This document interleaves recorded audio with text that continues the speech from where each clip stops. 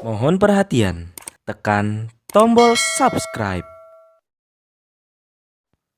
Terima kasih atas perhatiannya. Pro kontra pasti ada. Nah, termasuk tadi masalah usia batas minimal. Saya sekali lagi tidak bermaksud karena belum putus ya, belum putus ini. Insya Allah pemeriksaannya sudah selesai, tinggal nunggu putusan. Saya sudah kasih contoh tadi, bagaimana Nabi Muhammad mengangkat seorang panglima perang umurnya belasan tahun.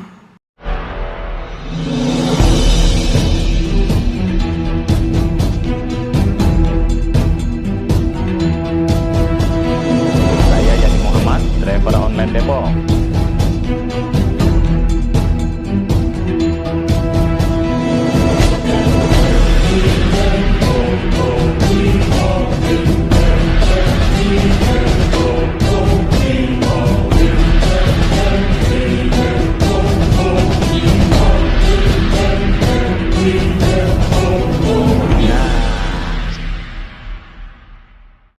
Assalamualaikum warahmatullahi wabarakatuh. Saya Yadi Muhammad, driver online Depok.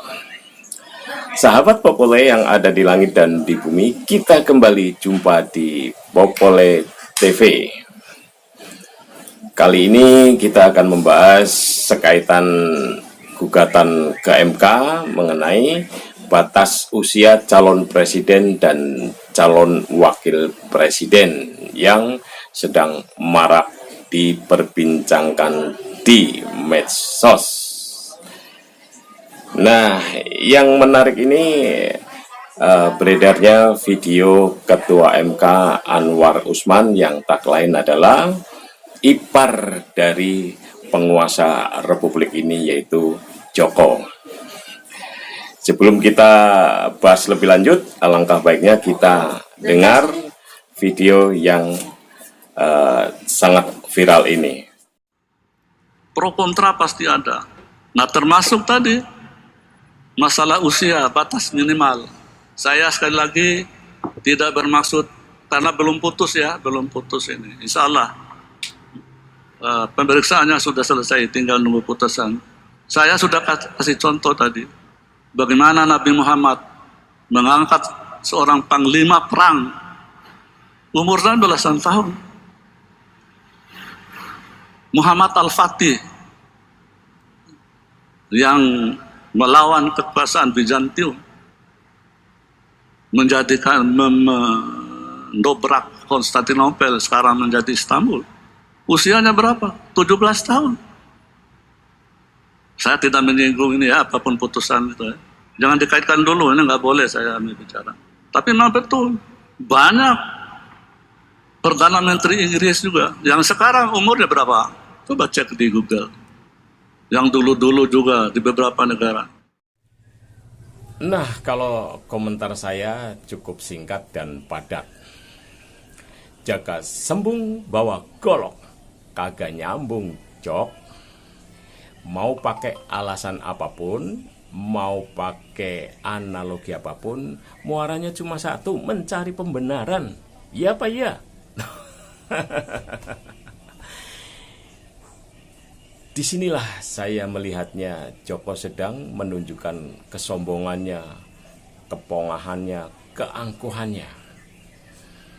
Karena saya melihat sejak dia berkuasa di Republik ini sejak tahun 2014 sampai detik ini, seolah-olah lancar-lancar saja, lancar jaya tanpa ada yang bisa menghalangi atau menghambat langkahnya.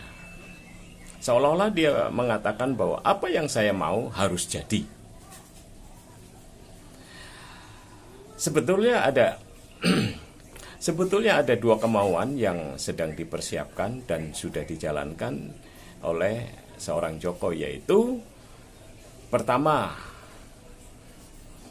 memperpanjang masa jabatan dia sebagai penguasa di Republik ini. Yang kedua, menyiapkan anak keturunannya untuk masuk dalam lingkaran kekuasaan. Ya, meskipun bahwa Gibran Raka Buming Raka sudah menjadi wali kota, tapi Syahwat Joko ingin menaikkan lebih tinggi lagi, yaitu dalam lingkaran di lingkungan istana. Nah, ini adalah paket jadi dari Jokowi atau Joko Widodo yang selalu merasa jumawa, apapun yang dia mau harus jadi, atau istilahnya paket jadi. Nah, Syahwat dia memperpanjang kekuasaannya atau menyiapkan anak-anaknya masuk dalam lingkaran kekuasaan, itu adalah sebagai cita-citanya atau sebagai ambisinya dalam membangun dinasti politiknya. Nah, kenapa dia harus membangun dinasti politik atau politik dinasti? Dibolak-balik sama aja. Ya karena dia memang setelah tidak menjabat lagi sebagai penguasa di republik ini, dia sangat terancam. Yaitu tadi, kita sudah bisa melihat rekam jejaknya tentang pelanggaran-pelanggaran yang dilakukan oleh Joko Widodo. Pelanggaran hukum dan menabrak konstitusi. Ya kita tahu dan masih segar dalam ingatan kita yang sekaitan dengan pelanggaran HAM berat, yakni pembunuhan terhadap Laskar FPI atau pembantaian 6 Laskar FPI di kilometer 50. Tewasnya 800-an petugas KPPS,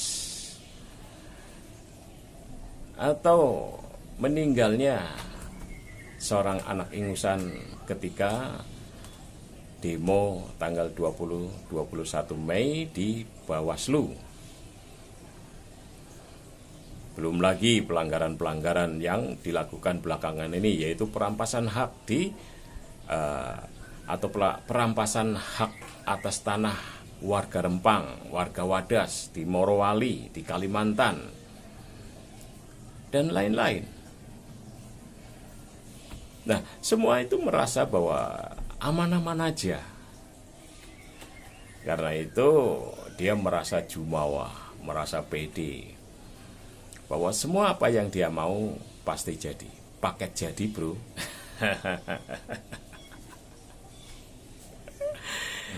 Ya semua sah-sah saja untuk membangun dinasti politiknya, melanggengkan kekuasaannya, sepanjang memang direspon positif oleh masyarakat atau rakyat Indonesia, dan juga memiliki rekam jejak dalam kekuasaannya yang baik-baik saja, yang amanah, tanpa ada pelanggaran satupun terhadap hukum atau pelanggaran konstitusi. Itu wajar-wajar saja, silakan. Yang akan menilai itu semua adalah masyarakat luas atau rakyatnya. Tapi selama dia menghalalkan segala cara, ya tunggu dulu. Apakah semua rakyat Indonesia dianggapnya bodoh? Ya mungkin. Ya karena memang selama ini diam saja. Joko mau ini, ya. Joko mau itu, ya. Ho-oh. Jadi sampai tingkat kesombongan yang sangat tinggi, yaitu tadi. Pada gugatan ke MK, gugatan batas usia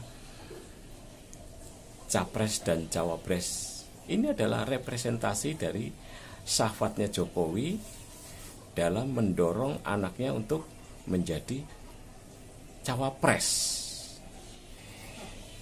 Yang menjadi pertanyaan, kenapa selama Joko berkuasa di tanah air kok seolah-olah lancar jaya, tanpa ada hambatan, tanpa ada rintangan yang berarti? Karena itulah Joko merasa jumawa, dan inilah puncak kesombongan dan kepongahan seorang Joko, karena sudah merasa jumawa sehingga dia sangat pede untuk memajukan atau untuk membangun dinasti politiknya. Ya mungkin itu aja dari saya. Wabillahi taufik walhidayah. Wassalamualaikum warahmatullahi wabarakatuh.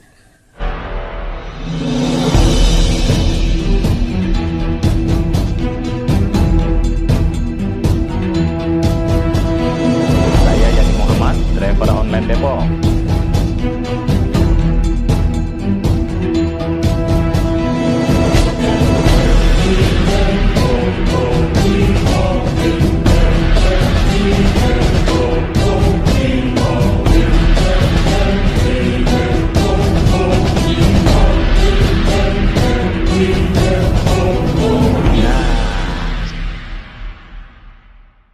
Badan saya sehat, wajah saya segar, stamina saya selalu terjaga.